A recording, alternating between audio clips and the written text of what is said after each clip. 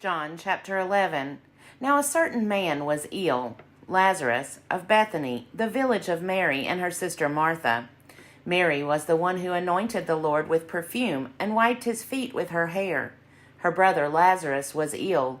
So the sisters sent a message to Jesus, "Lord, he whom you love is ill." But when Jesus heard it, he said, "This illness does not lead to death. Rather, it is for God's glory, so that the Son of God may be glorified through it." Accordingly, though Jesus loved Martha and her sister and Lazarus, after having heard that Lazarus was ill, he stayed 2 days longer in the place where he was. Then, after this, he said to the disciples, "Let us go to Judea again." The disciples said to him, "Rabbi, the Jews were just now trying to stone you, and are you going there again?" Jesus answered, "Are there not 12 hours of daylight? Those who walk during the day do not stumble, because they see the light of this world. But those who walk at night stumble, because the light is not in them." After saying this, he told them, "Our friend Lazarus has fallen asleep, but I am going there to awaken him." The disciples said to him, "Lord, if he has fallen asleep, he will be all right." Jesus, however, had been speaking about his death, but they thought that he was referring merely to sleep. Then Jesus told them plainly, "Lazarus is dead. For your sake I am glad I was not there, so that you may believe. But let us go to him." Thomas, who was called the twin, said to his fellow disciples, "Let us also go, that way we may die with him." When Jesus arrived, he found that Lazarus had already been in the tomb 4 days. Now Bethany was near Jerusalem, some 2 miles away, and many of the Jews had come to Martha and Mary to console them about their brother. When Martha heard that Jesus was coming, she went and met him, while Mary stayed at home. Martha said to Jesus, "Lord, if you had been here, my brother would not have died.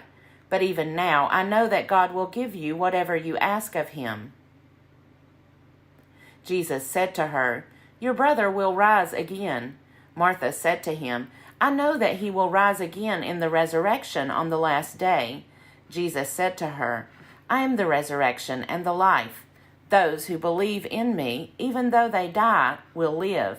And everyone who lives and believes in me will never die. Do you believe this?" She said to him, "Yes, Lord, I believe that you are the Messiah, the Son of God, the one coming into the world." When she had said this, she went back and called her sister Mary, and told her privately, "The teacher is here and is calling for you."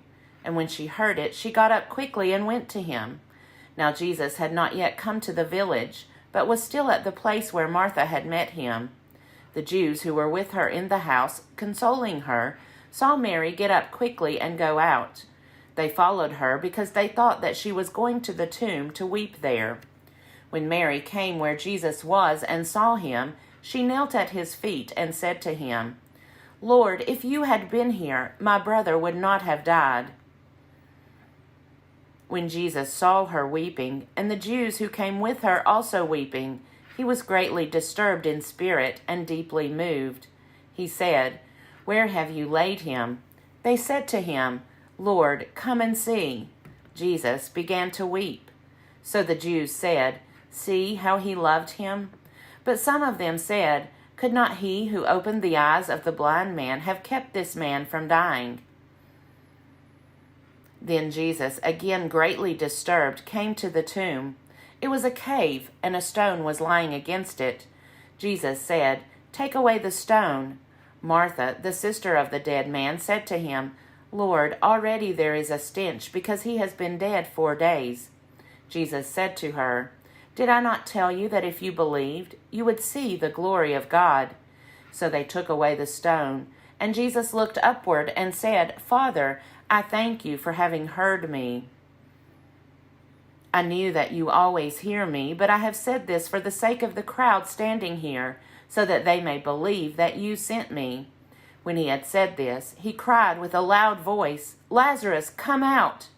The dead man came out, his hands and feet bound with strips of cloth, and his face wrapped in a cloth. Jesus said to them, "Unbind him and let him go."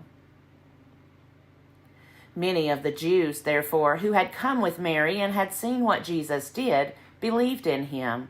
But some of them went to the Pharisees and told them what he had done.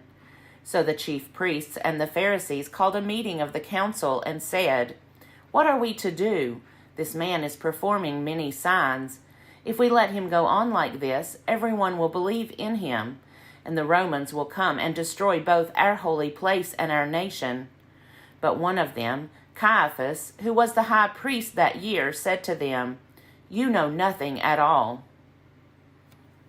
You do not understand that it is better for you to have one man die for the people than to have the whole nation destroyed."